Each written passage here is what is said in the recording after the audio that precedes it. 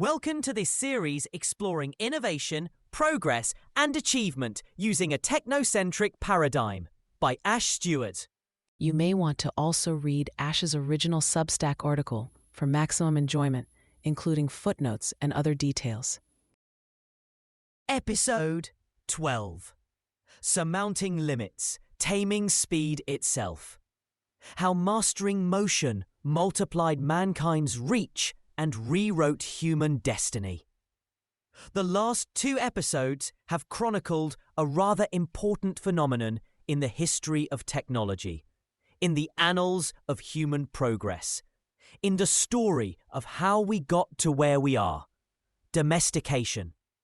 The first of the two, agriculture, is however less seen as domestication, though that's what it is, perhaps because the next one from there, taming animals, is easier to relate to, and certainly more challenging than the relatively lower life forms of plants.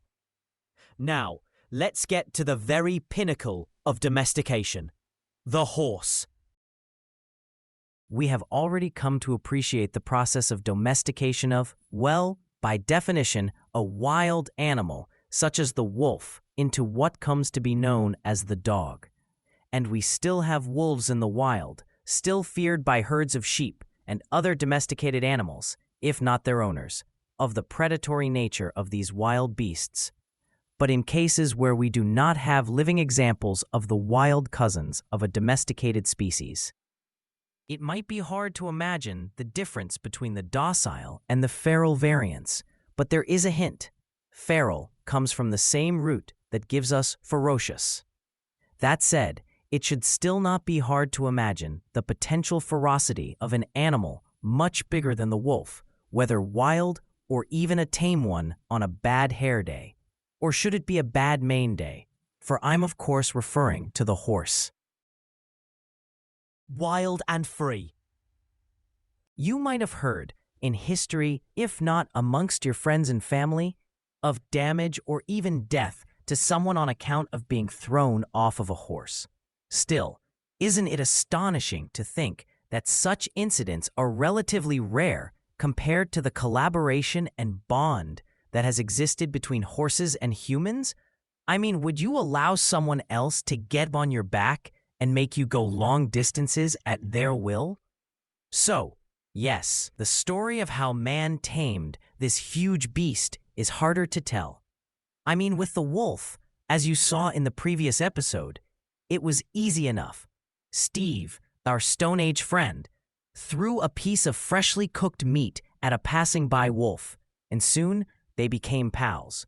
The horse story is more complex, however. Still, let's try. So enter Brian, our new friend, because we're not exactly in the old Stone Age anymore. Times have changed. So what happened? Brian was so hungry one day that suddenly he exclaimed, "I could eat a horse."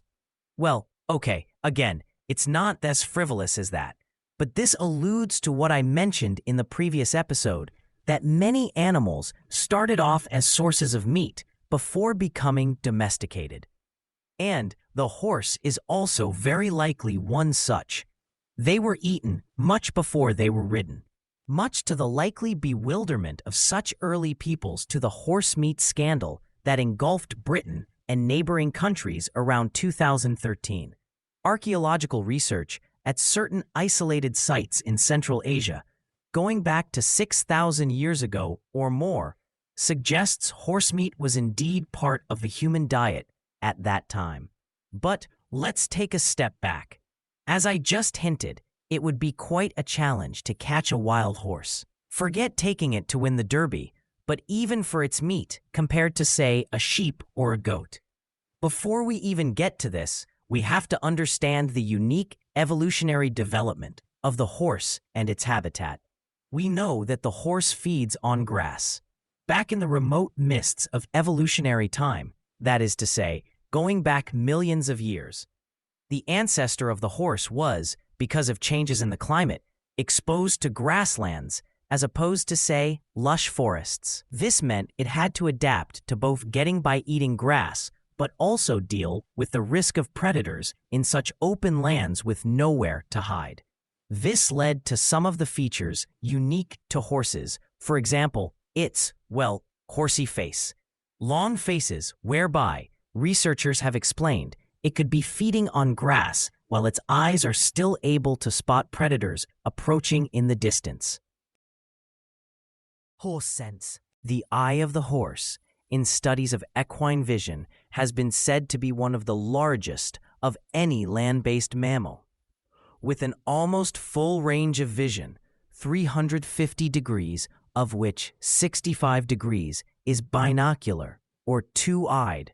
Think about it. What mammal do you know of that has full panoramic vision, as if tilting the head a full round? This is supplemented by a fairly sophisticated means of communication they possess, but also by their ability to interpret the body language of other species, including us, for predatory intent. Furthermore, horses can sleep while standing, another indication of how they evolved to manage the risk of becoming prey in the wide open grasslands as mentioned. But none of that, perhaps, is as impressive as that supreme equine feature, running. Horses, we all know, are great runners. Unlike other great cursorial animals like cheetahs and wolves, horses are running away from predators. They're not chasing game themselves. In fact, even humans are great runners, having developed our bipedal running technique that reduces mechanical constraints, aided by our improved perspiration mechanism, which in fact makes us the best endurance runners in the entire animal kingdom. Nevertheless, horses are made for running. In other words, that's what they've evolved to do well, as demonstrated in their physiology, and in particular, their hooves. But of course, it's the combination of humans and horses that's been the most potent. Even if humans can run long distances, that doesn't include carrying huge amounts of burden. All in all, horses come out better since they can carry a human and some amount of additional load. So while initially, nomadic peoples cohabiting these beasts in grasslands might have sought horses for their meat, especially given their ability to survive in such conditions unlike sheep and goat, they found it compelling to, with all the advantages it gave them, which we will later see in further detail, learn to entice and tame these beasts, just as we saw in the previous episode, selecting for the friendlier, more docile ones. High noon.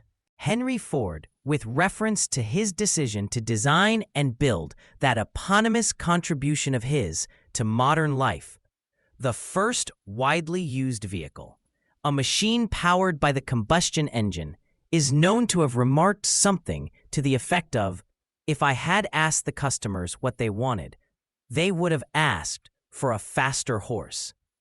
The motor car, later just car, of course heralded the most significant decline in the use of horses, which were until then ubiquitous members of modern society.